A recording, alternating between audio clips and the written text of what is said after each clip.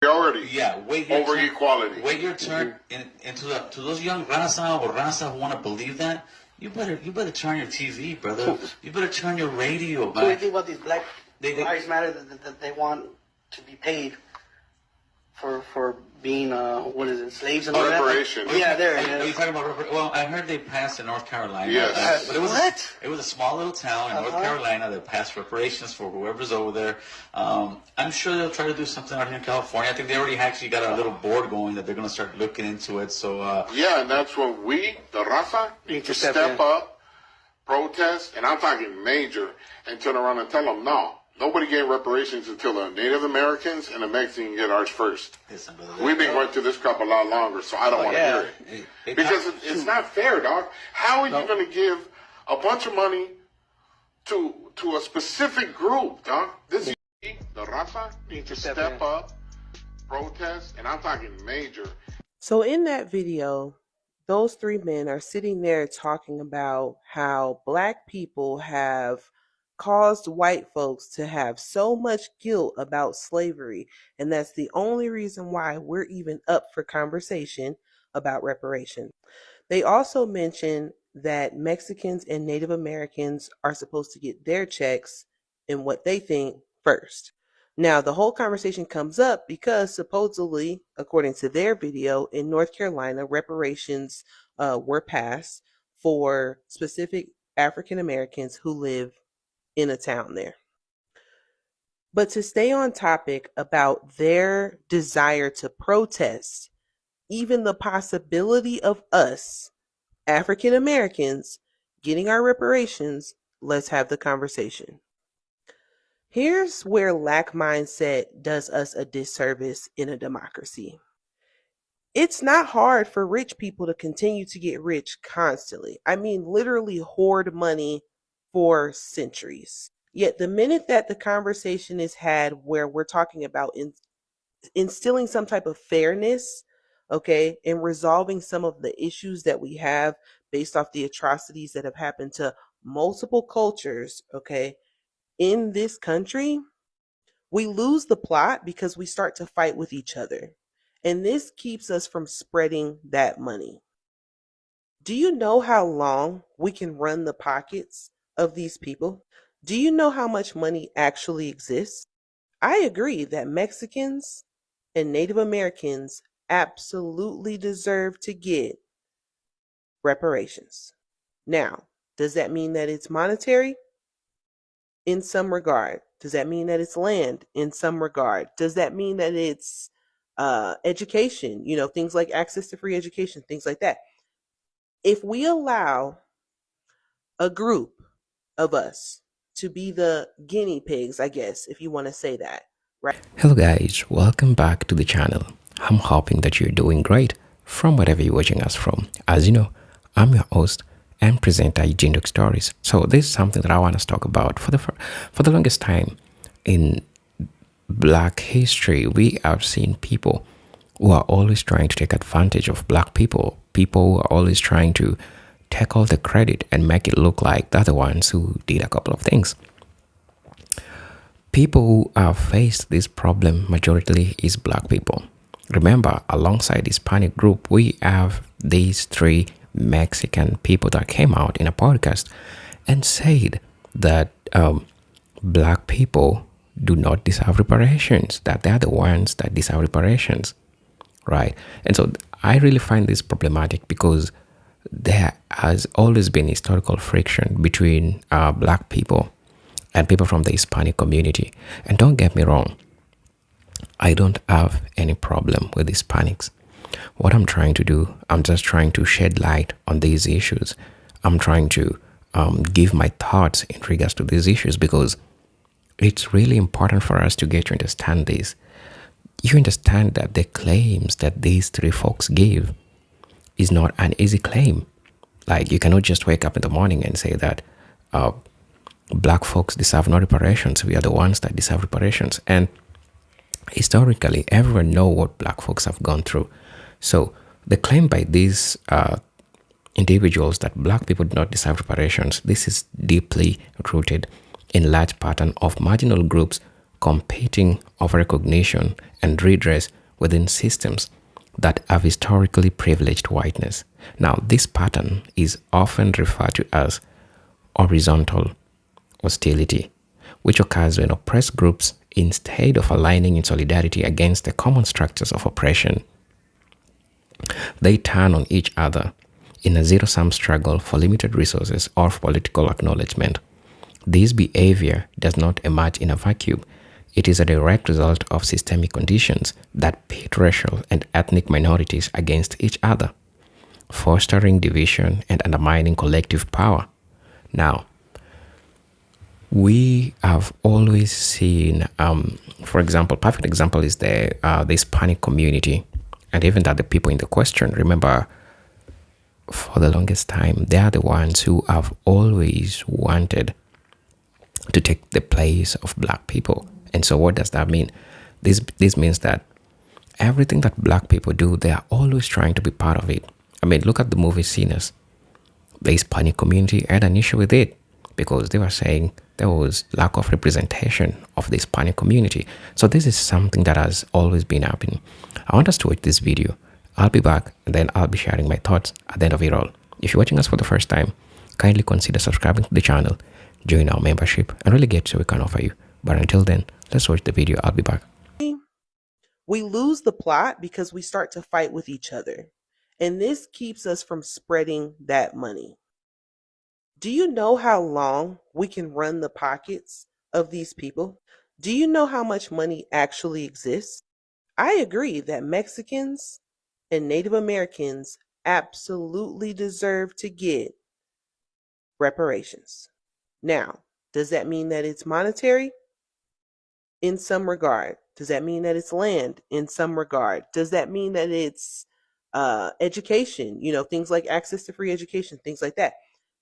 If we allow a group of us to be the guinea pigs, I guess, if you want to say that, right? And actually try this out, this whole thing where we're rectifying our wrongs, okay, as a country, everybody who is meant to get a piece of the pie will get a piece. But to say that you would go out in the streets and protest the possibility of black people getting reparations all because you want to go first, it's silly. You're welcome for every single time we have stood beside you in tons of neighborhoods and watched your children as well. And let's not forget that a lot of our blood, you guys, is mixed. There are a lot of African Americans who have Native American blood. A lot of people don't realize that travel was a thing before the transatlantic slave trade. People like my ancestors, the Moors, hence my last name, were able to travel the world, okay, and populate that world, right? And so I guarantee if you look hard enough in our bloodlines, you're going to find they intertwine somewhere. So if you could just use another brain cell instead of one and realize that when one of us eats, we all eat when it comes to being a minority, we could win. But when you guys do things like Asian Americans should have more benefits than the rest of the minorities, or, you know, whatever sector or group, this is where we stop because everybody wants to start to pile on top of each other. This is a crabs in a barrel mentality. I don't have a crabs in a barrel mentality. I'm here in my city, your next door neighbor, Las Vegas, ready to saddle up and get the people together, protesting, if we need to, based off of how things go for y'all out there. Not only that, but I'm very active in my city. I'm very active in my community. I always have been. I always will be. What I don't appreciate is this disregard for people who have helped you. History shows that we have helped each other to get through hard times. Why is right now any different? Here's how I feel. If you want to be the guinea pigs and you guys want to get your reparations, totally fine. We will take whatever blueprint you make and we will tweak it and make it better so that we can get a better reparations package. But regardless, we all need to be on the same playing field when it comes to us getting these reparations because it's time. Don't you think so? And if you want to have a follow-up conversation about this, please send me an email and request my presence on your little podcast because I'm happy, ecstatic, to talk about these issues even more. Thank you for coming to my TED Talk. Have a wonderful day. See you at the next one. Up, protest, and I'm talking major, and turn around and tell them no. The call is coming from inside the house. The call is coming from inside the house. Those are three people from a marginalized community sounding exactly like white racists that we deal with every day. The call is coming from inside the house. They're talking about protesting if black folks ever get reparations. As if we would go after their poor shit. But it doesn't matter because, you see, they believe that that's a reason to protest against black folks. The call is coming from inside the house. There's really nothing else that needs to be said. The call is coming from inside the house. Y'all want us to bond with that. The call is coming from inside the house. We've never had a true and honest conversation about slavery in this country. So a conversation about reparations is so far off in the future, it'll never happen. Not in my lifetime, I guess. Not in my lifetime. But even if that conversation was to happen, I know at least three people that would be ready to rally La Raza, his words, not mine, to protest it. The call is coming from inside the house. There is cynicism with black folk about everybody outside of black folk, and even some black folks inside of blackness. We expect them to be themselves, and all we can hope for is to expect to see them well. The call is coming from inside the house. But they're all asking us where we are.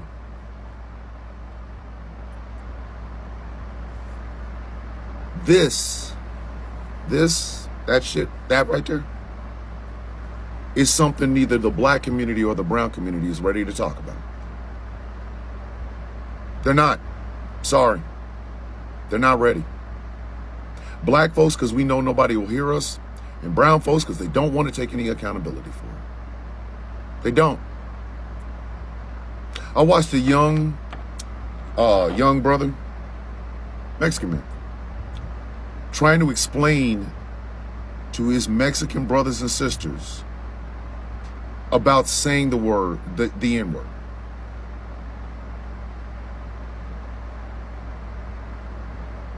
And then you go in the comment section,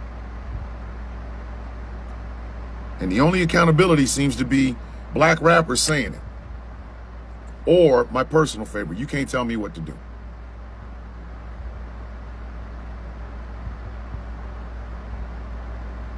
I want y'all to truly understand that y'all think black folks, again, what is America's greatest export? Racism.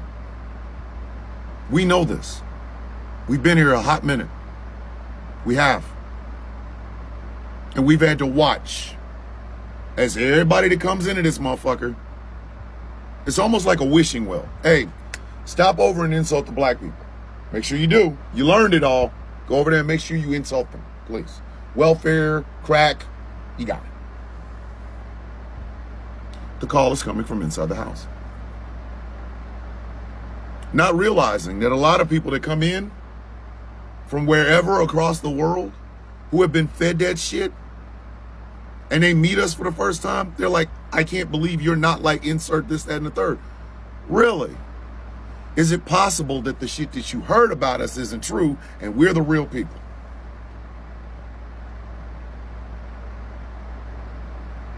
They cannot stand our black asses. And by they, I mean the white power structure in this country. Everybody has time to shit on the Negroes. Nobody has time to actually listen to us. As we can see shit, we can see a little bit further ahead, because y'all need that white validation. Like these three gentlemen. At no point has even the broaching of the subject about reparations had anything to do with taking your shit. It has never happened. It has never happened. Oh, well, there's no precedent. The fuck it's not. It is. There is a lot of precedent to it. And I'm just talking about here. I ain't even talking about the rest of the world. But y'all want us to navigate it now. The call is coming from inside the house. Now, I guarantee you, those three Mexican men would not have somebody like me on their podcast. They wouldn't. Because I'm not about to sit here and confirm your goddamn biases. I'm going to tell you the truth. The truth of the matter is this. You sound a whole lot like the same people that are currently picking your ass up and tossing your ass out this country.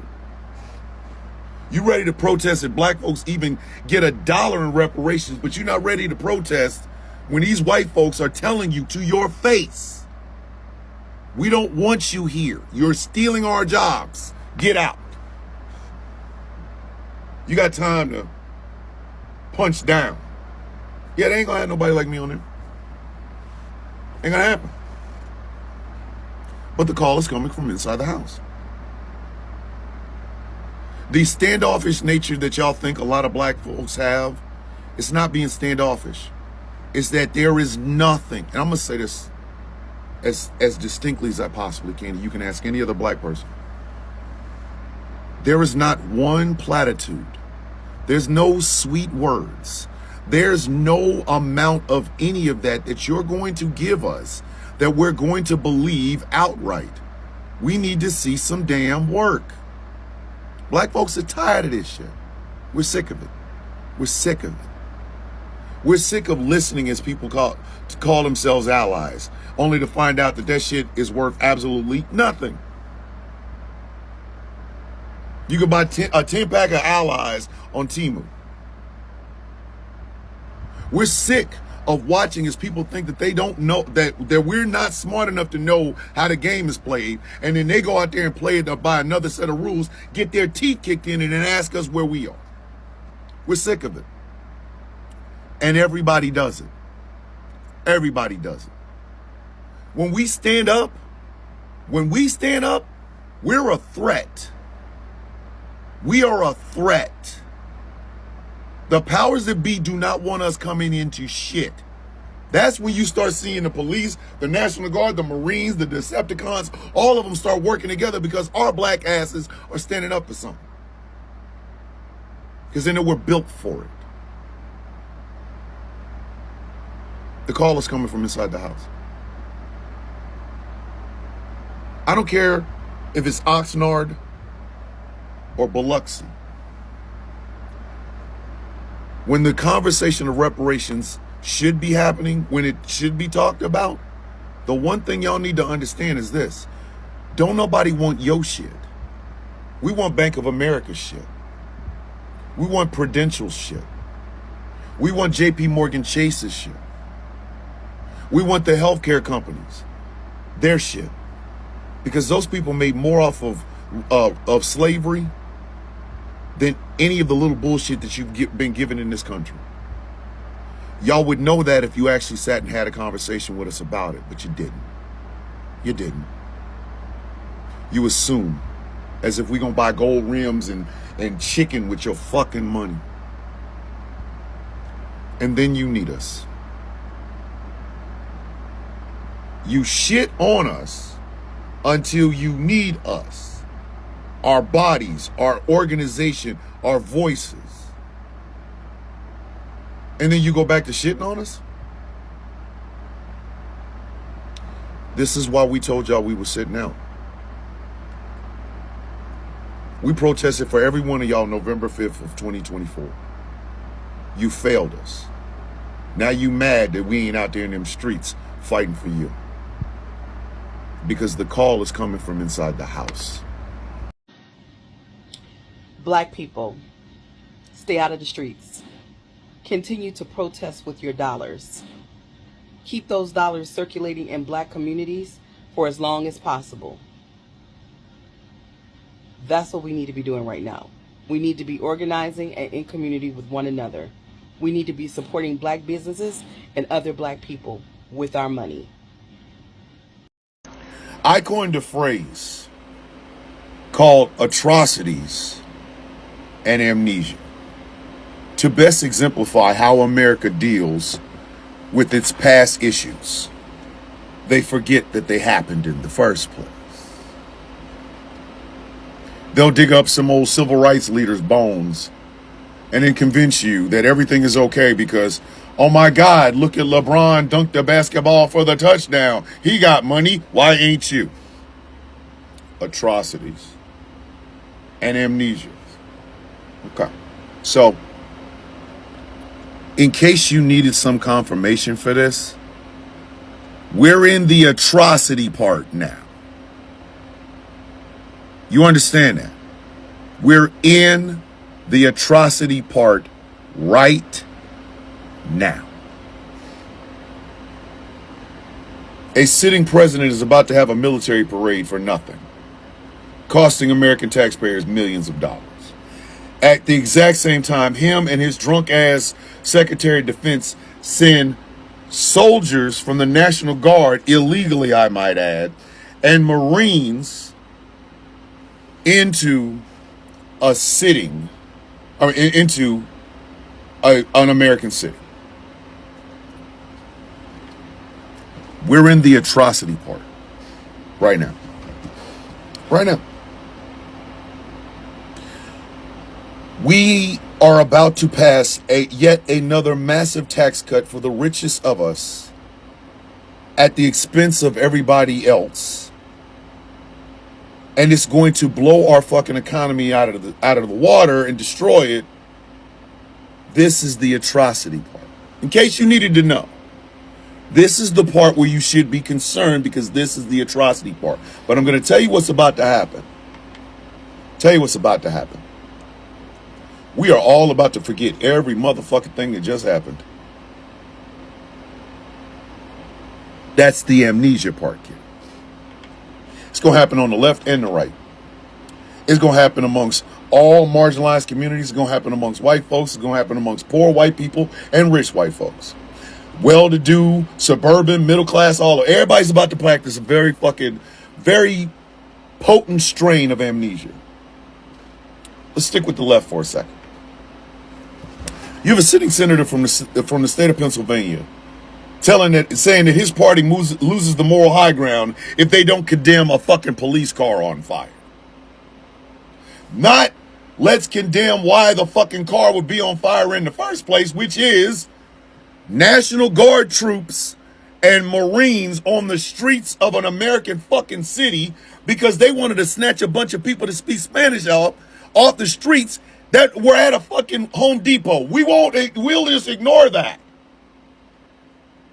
But it's not even what he's saying, it's the silence. No Schumer, no Pelosi, no Hakeem Jeffries. Jasmine Crockett and AOC are out here carrying the water for the entire fucking Democratic side. Do you know why? Because the rest of these motherfuckers had to talk to consultants about how to say, hey, yo, this is fucked up, he shouldn't be doing it, so that you can appeal to both sides. Bipartisan. The amnesia is coming. Whole bunch of marginalized communities got egg on their face. Actually, some of them got Donald Trump's nuts on their face, but I digress. Because you thought you knew better. And you don't. Some of you old folks think you know everything. Some of you young folks think you know everything. Some people in the middle think they know everything. You don't know shit. Because you're not playing from human rights standpoint. No, you're playing from, I'm a part of this group. I want my thing.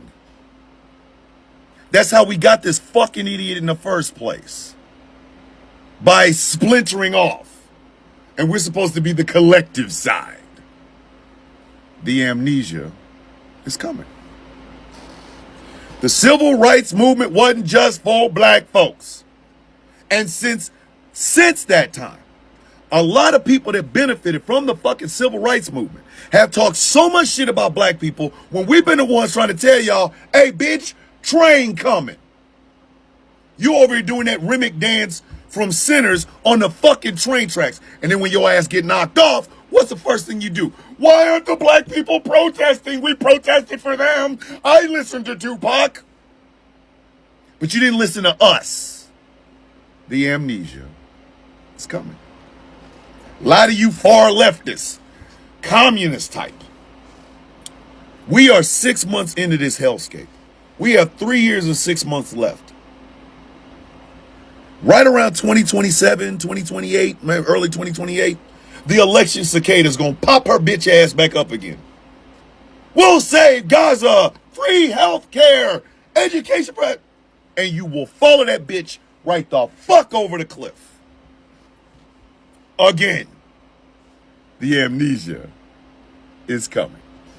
And as far as the right is concerned, y'all are a lost cause. Y'all are a lost cause. I cannot wait to hear, I will vote for J.D. Vance to get dicked down again. Latinos for Vance is going to look really good on a red hat while your bitch asses is getting deported. Again. I can't wait. I can't wait. Hey, Cuban Americans, are you happy yet? Did you really think you were going to be able to avoid this shit? Nah, buddy. You see, in Stephen Miller world, and trust me, he'll be behind Vance or Don Jr. or whoever. Y'all speak Spanish. You're not Stephen Miller's skin color. He getting you the fuck out of here. The amnesia is coming. Hey, where's that dude that said niggers for Trump? I can't wait to see your niggers for Vance shirt. I can't. Like, it's going to be so fucking exciting. And then when those cops who've been given qualified immunity, more qualified immunity from this orange jackass, get 10 times that under J.D. Vance and they beat your ass to death, I'm not going to your protest. I'm not. Your black life, it doesn't matter to me. It doesn't matter to me. I don't give a fuck. The amnesia is coming. It is. Poor white people, you will never be a fucking billionaire. You're not an embarrassed future millionaire. Your ass is broke. You so poor you can't afford the OR, you po. But you won't learn. Because all they got to do is go, ooh, the trans people want to get into ballet. And you will vote to slit your own fucking throat and bleed all over the next generation. The amnesia is coming. I don't need no book learning. I don't need no school learning. Give me an 80-hour week with no motherfucking weekends and I'll do whatever. Because you think your fucking ass is going to be one of them. They're going to continue to give tax cuts to the richest of us. And those rich ass people that make like $300 a minute are going to try to tell your $17 an hour ass that the person with food stamps buying a lobster is your biggest enemy. And you'll believe it. Good old pick 'em up truck. Give me a Bible, a shotgun, some towhead white kids. I don't give a fuck where you find them from. I believe in family values. The amnesia is coming. Y'all are going to continue to let the evangelical Christian conservative movement run this fucking country. White women, they voted for Trump. You do know your bitch ass is a minority too, right? But that's okay. Don't worry about it.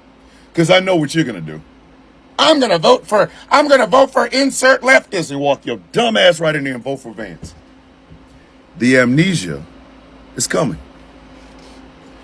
This country will never get it. We are in the atrocity now. We are in the atrocity right now. The amnesia is coming. The Democrat that wins the nomination is going to keep trying to tell y'all to reach out to these fucking people. The Republican that wins the nomination is going to tell you, fuck these people, they're baby killing, trans fucking, bathroom, motherfucking whatevers. Jill Stein will come up, she'll say catchphrases, and that'll be the end of it. The amnesia's coming. It's coming. Because everybody that's getting fucked right now, every fucking person that is feeling the pinch in the boot of the bullshit that's going on right now, your dumbasses will forget in 4 years. Oh, and Trump will get away with it. Hello guys, welcome back to the channel. As you know, I'm your host.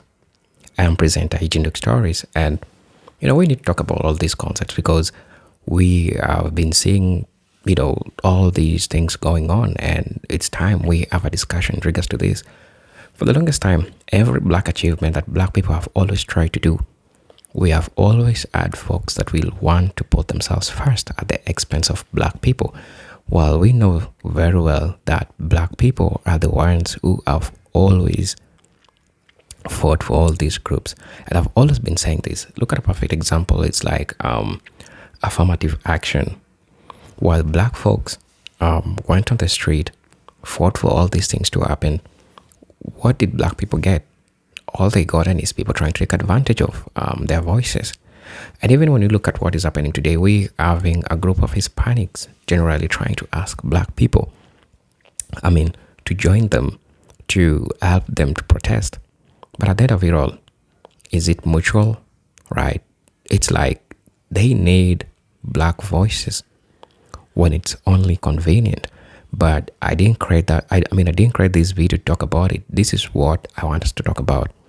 Let's look at it scholarly. What is it that we are always having a group of people who will always try to put themselves first at the expense of black people, whereas in reality, even history has it really straight that black people deserve reparations. So that's the thing in the question.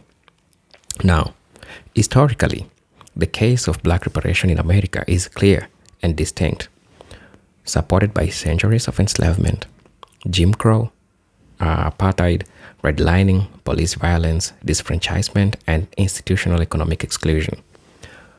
Listen to this. The descendants of enslaved Africans in the U.S. have borne a unique and ongoing burden directly tied to state sanctions, policies, economic structures that build on their labor and exclusion.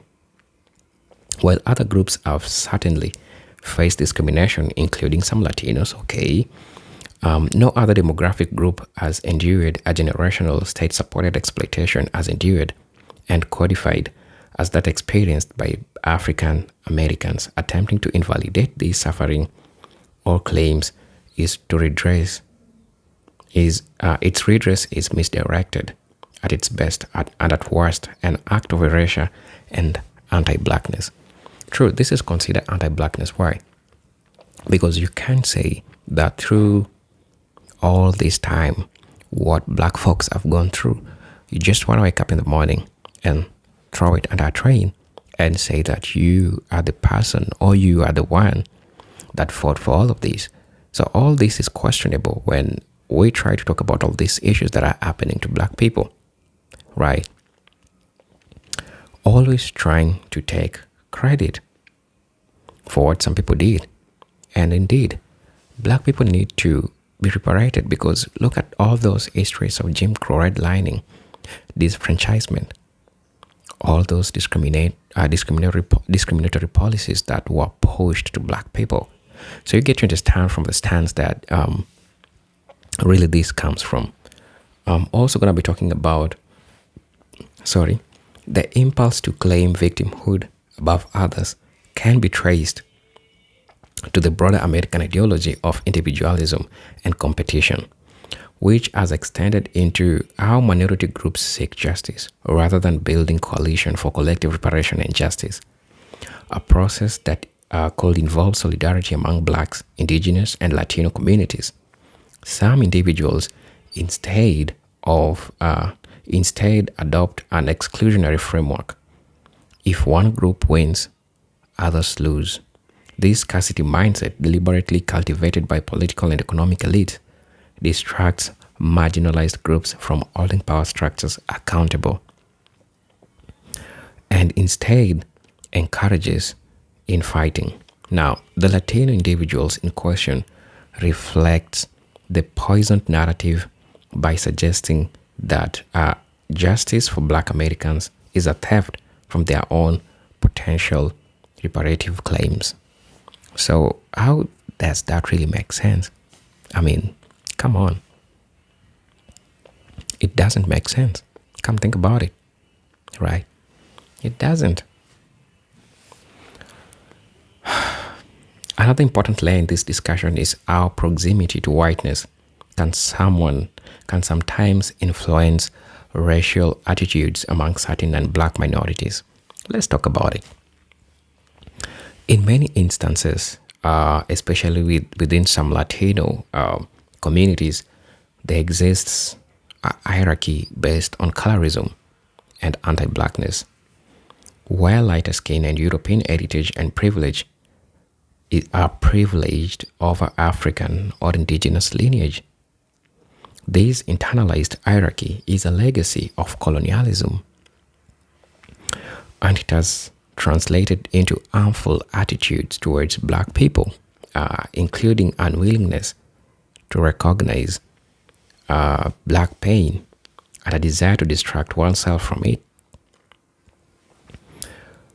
The assertion that Latinos deserve reparations instead of Black Americans can also be read as an aspirational alignment with whiteness, a positioning that denies the solidarity potential between marginalized groups in exchange for perceived superiority. This is something that has been going on for the longest time, and I think I've been talking about it now. Also, you need to understand that this incident also reveals how poorly the U.S. history is often taught, especially with regards to systemic anti-Black racism and the unique legal, political, and economic structures that targeted African Americans. Look, many non-Black immigrants, including some Latinos, have come to the U.S. without full understanding of the country's racial caste system, particularly the central role that anti-Blackness plays within it. If one only frame of references is personal struggle, such as poverty, discrimination, or immigration hardship, it becomes easier to mistakenly believe that all suffering is equal, or that one group's struggle invalidates another. In this context, the demand for Black reparation is often misinterpreted as a form of privilege rather than a rectification of foundational historical crimes. So according to them, that's what they believe. They believe that Black people are only trying to compensate for themselves. Like, they're not even saying that this is historical rectification. They're not looking at it as a stance that this is something that Black people deserve. To them, Black folks don't deserve that. They don't. That's according to how they feel. That's according to what they say. Furthermore, there is a danger in universalizing oppression and flattering racial categories under the broad term people of color, which some users use to falsely suggest a unified experience. While it is true that non-white groups experience form of racial discrimination, the degree, history, and the nature of discrimination varies greatly. The phrase people of color often obscures anti-Blackness, which is distinct and global in nature. Get that well. I'll read it again. There is a danger in universalizing oppression and flattering racial categories under the broad term people of color, which some use to falsely suggest a unified experience. While it is true that many non-white groups experience forms of racial discrimination, look, the degree, the history, and the nature of discrimination really varies greatly. Right? The phrase, people of color, this often obscures anti-blackness, which is distinct and global in nature. When other marginalized groups assert themselves above or ahead of black Americans in the fight for reparation, this reveals a failure to grasp the structural nature of anti-blackness and its unique role in maintaining white supremacy across different institutions. Also, you need to get to understand that this scenario also highlights how state actors and political institutions benefit when marginalized communities fight each other. The US government has a long history for co-opting one group's struggles to undermine another.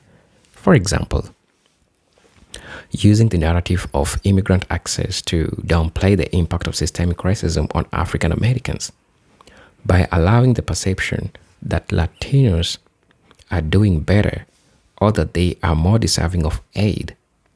The state avoids confronting its foundational debt to black people. This divide and conquer tactic distracts from policy failures and allows racial capitalism to remain untouched. When Latinos claim they deserve reparation of black people, knowingly or not, they participate in this manufactured division.